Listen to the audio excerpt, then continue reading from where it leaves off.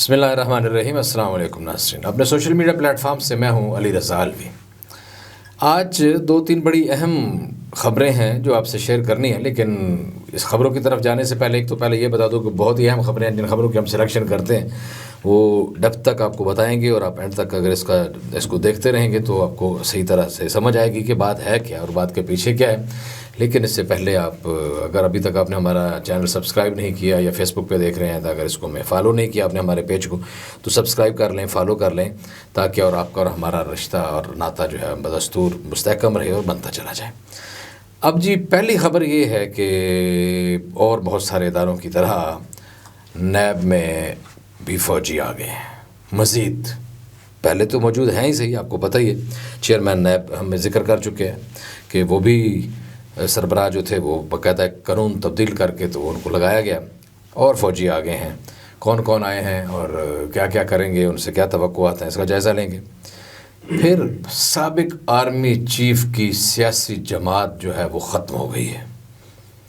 آپ کو پتہ ہے کہ یہاں سیاست کا بھی معاملہ ہے اسی طرح کا، تو ایک سابق آرمی چیف نے سیاسی جماعت بنائی تھی، وہ آئی ڈی نوٹیفائی ہو گئی ہے۔ وہ کون سا سابق آرمی چیف تھا، کون سی سیاسی جماعت تھی، وہ بھی آپ کو بتائیں گے۔ اس کا انتخابی نشان کیا تھا اور وہ انتخابی نشان آپ کس کے کام آئے گا، اس پہ بھی بات ہوگی۔ اور اس میں بھی بات ہوگی کہ نواز شریف کی وطن واپسی کی جو تیاریاں ہیں اس میں کیا کیا ہوگا، نواز شریف کس وجہ سے آ رہے ہیں، نواز شریف کے جہاز میں کون کون سے لوگ ہوں گے، وہ واپس پہنچیں گے تو کیا ہوگا، اور ان کے لیے جو جلسے ہو رہے ہیں ان میں لوگوں کا کیا فیڈ بیک ہے، کوئی جلسے ہیں یا جلسیاں ہیں، لوگ آ بھی رہے ہیں کہ نہیں آ رہے ہیں، اس کا بھی جائزہ لیں گے۔ اور آخر میں اس بات پہ بھی بات کریں گے کہ لبرٹی چوک میں جو پی ٹی آئی کے جلسے کے حوالے سے جو درخواست تھی اس پہ کیا فیصلہ آیا ہے، اور اس پہ آگے پی ٹی آئی کے جو لوگ درخواست مزید دینے کے لیے جا رہے ہیں وہ کیا سوچ رہے ہیں۔ تو پہلی خبر یہ ہے کہ پاک فوج کے چند نئے افسر نیب میں آ گئے۔ آپ کو یہ بتایا تھا کہ major general retired Nazir Ahmed جو ہیں، آپ کو پتہ ہے نا، وہ اس وقت پہلے چیئرمین ہیں، ان کے بارے میں یہ تاثر ہے کہ وہ بہت ایماندار آدمی ہیں، بڑے اپ ٹو دا مارک ہیں، وہ کسی کی بات نہیں سنتے، کسی کی سفارش جو ہے وہ قبول نہیں کرتے، اور میرٹ پہ اور ایمانداری کی بنیاد پہ فیصلے کرتے ہیں۔ یہ ہمیں کسی دوست نے بتایا جو ان کے بھی شاید دوست ہیں، یا ان کا خیال ہے، یہ ہے کہ یہ امپریشن ہے کہ وہ ایک بڑے ایماندار آدمی ہیں۔ بڑی اچھی بات ہے، اگر ایماندار لوگ نیب پہ ہوں گے تو ظاہر ہے کہ جو چور ڈاکو کرپٹ لوگ ہیں، جو کرپٹ عناصر ہیں، ان کا کلا کما ہوگا، ان کی گردن صحیح طریقے سے دبوچی جائے گی۔ کیونکہ ابھی تک تو ہم نے دیکھا ہے کہ اتنا عرصہ ہو گیا ہے کہ کسی کو کوئی سزا ملی نہیں ہے، کوئی اس طرح کا کوئی تگڑا کام نہیں ہوا ہے، اور یہ بھی نہیں ہوا ہے کہ مال لوٹا ہوا نکال کے جو ہے نا وہ اس طرح آیا جائے۔ ہاں، کچھ لوگوں کو پکڑا گیا، کچھ مال آیا بھی ہے، یہ نہیں ہے کہ بالکل 1 روپیہ نہیں لیا۔ نیب نے اپنے دور میں مال لیا ہے، لوگوں سے ریکوریاں کی ہیں، لیکن جو بڑے بڑے مگرمچھ ہیں نا، ان کے حوالے سے میں بات کروں کہ ان کا کوئی معاملہ نہیں۔ تو اب جناب نیب میں جو نئے افسران آئے ہیں، ذرا ان کا آپ کو تعارف کرا دیں، ان کا ذکر خیر ہو جائے۔ بریگیڈیئر محمد خالد صاحب یہاں آ گئے ہیں جناب، بریگیڈیئر محمد خالد صاحب وہ بھی نیب میں آ گئے ہیں۔ لیفٹیننٹ کرنل ندیم مظفر بھی نیب میں آ گئے ہیں۔ میجر ولید خان جو ہیں ان کے لیے بھی آرڈر ہو گئے ہیں کہ وہ بھی نیب کو اپنی خدمات ان کے نیب کے حوالے ہو گئی ہیں۔ اور ایم آئی کے میجر کیس کامران سید، ان لوگوں کی خدمات کے حوالے سے نوٹیفیکیشن ہو گیا ہے جناب والا، اور ان کی خدمات نیب کے سپرد کر دی گئی ہیں۔ اب ان لوگوں کے آنے کے بعد نیب مزید کس طرح کام کرتا ہے، کیا صورتحال ہوتی ہے، وہ تو آنے والے دنوں میں ہی پتہ چلے گا۔ نیب کی کارکردگی بہتر ہوتی ہے یا خراب ہوتی ہے، ٹھیک ہوتی ہے یا نہیں ٹھیک ہوتی ہے، مزید چور پکڑے جاتے ہیں یا نہیں پکڑے جاتے ہیں، اور جو لوگ پہلے جن کی انویسٹیگیشنز ہو رہی ہیں، جن کی انکوائریز ہو رہی ہیں، ان کو کس طرح منطقی انجام تک پہنچایا جاتا ہے۔ ظاہر ہے ابھی یہ ہم کچھ کہنے کی پوزیشن میں نہیں ہیں، اور یہ تو کوئی نجومی ہی بتا سکتا ہے کہ آنے سے کیا بہت بہتر فائدہ ہوگا، لیکن توقع کی جا سکتی ہے کہ یقیناً ظاہر ہے کہ یہ اگر فیصلے کیے گئے ہیں تو یہ سوچ سمجھ کے کیے گئے ہوں گے، اور نیب کی بہتری کے لیے کیے گئے ہوں گے، اور اس معاشرے پہ اس کے کیا اثرات مرتب ہوں گے یہ بھی کچھ دنوں بعد ہی پتہ چلے گا۔ اب جناب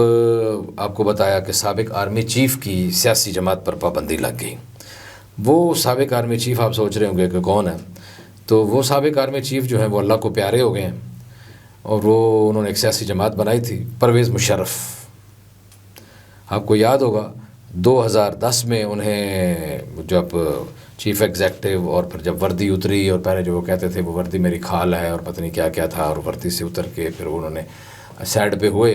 اور اس کے بعد پھر جب وہ انہوں نے سیاسی جماعت بنائی،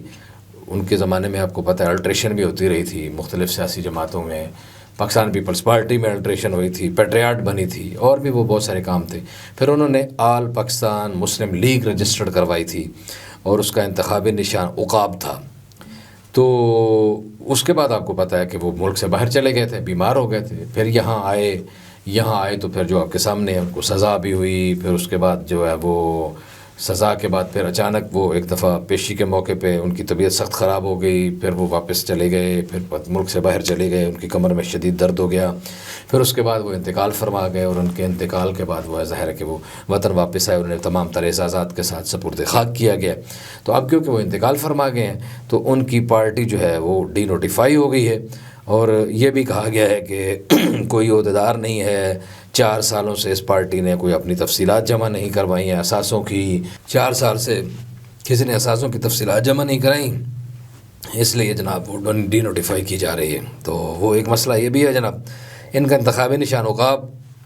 اب جناب اویلیبل ہے، جس سیاسی جماعت کو چاہیے وہ درخواست دے کہ ہمیں عقاب کا انتخابی نشان چاہیے تو ان کو مل جائے گا۔ اللہ خیر صلی اللہ۔ ایک تو یہ معاملہ ہو گیا جناب، اور اگلی خبر نواز شریف کی واپسی کی تیاریاں۔ مسلم لیگ نون آپ کو تیاریوں میں نظر آ رہی ہے، جلسے جلوس ہو رہے ہیں، آج بھی ایک جگہ پہ ایک جلسہ تھا، ابھی مزید بھی 1-2 جلسوں کا شیڈول ہے۔ 21 تاریخ کو وہ آ رہے ہیں جناب والا، اور وہ جب آئیں گے تو ان کے جہاز میں ظاہر ہے کہ وہاں سے کچھ لوگ سیاسی لیڈر بھی ہوں گے، کچھ سیاسی لیڈرز کے ساتھ ساتھ کچھ صحافیوں کی فہرست بھی بن رہی ہے کہ وہ جو اس جہاز میں بیٹھ کے آئیں گے تاکہ وہ راستے میں لمحہ بلمحہ ساری چیزوں کو رپورٹ کرتے رہیں، اور اگر بھی بفرض محال والا اگر ہے کہ ایئرپورٹ پر آتے ہی اگر کچھ ان کو ان ایکسپیکٹڈ سچویشن کا سامنا کرنا پڑے، جس کا ان کا خیال نہیں ہے کہ ایسی صورتحال کا سامنا کرنا پڑے گا، لیکن اگر انہیں ایئرپورٹ پر کسی بھی غیر متوقع صورتحال کا سامنا کرنا پڑے تو پھر یہ ہے کہ سیاستدانوں کے ساتھ ساتھ صحافی موجود ہوں گے، تو اینڈ ٹائم پہ وہ ساری چیزوں کو دیکھیں گے، اس کو رپورٹ کریں گے، اس کو فلمائیں گے،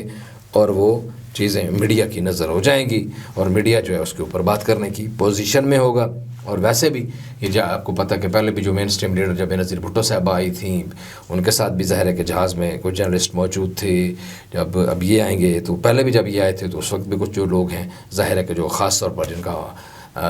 صحافیوں کے نام لیا جاتا ہے کہ یہ مسلم لیگ نون سے وابستہ ہیں، تو ان کے یقیناً وہ لوگ ہوں گے اور ہونے بھی چاہیے۔ اور آخری خبر، لبرٹی چوک میں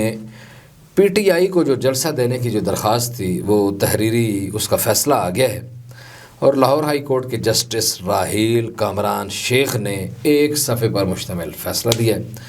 انہوں نے یہ کہا ہے کہ انہیں یہ بھی بتایا گیا ہے کہ ڈی سی لاہور نے پی ٹی آئی کو لبرٹی چوک میں جلسے کی اجازت دینے سے انکار کر دیا۔ تو انہوں نے کہا ہے کہ جناب آپ 2 بجے ڈی سی کے پاس پھر جائیں کل اور ان کو درخواست دیں، اور تاکہ آپ کو کوئی جلسے کے لیے کوئی اور مناسب جگہ جو ہے وہ بھی مل جائے۔ تو یقیناً پی ٹی آئی جو ہے ان کے ورکر جو ہیں بڑے متحرک ہیں، درخواست گزار جو ہیں یقیناً پھر وہاں ادھر جائیں گے، وہ اپنے جلسے کی تیاریاں کر رہے ہیں۔ لیکن یہ ساتھ ساتھ بتاتا چلوں کہ آج آپ کو پتہ ہے کہ فلسطین کے حوالے سے ملک گیر احتجاجی مظاہرے ہو رہے تھے،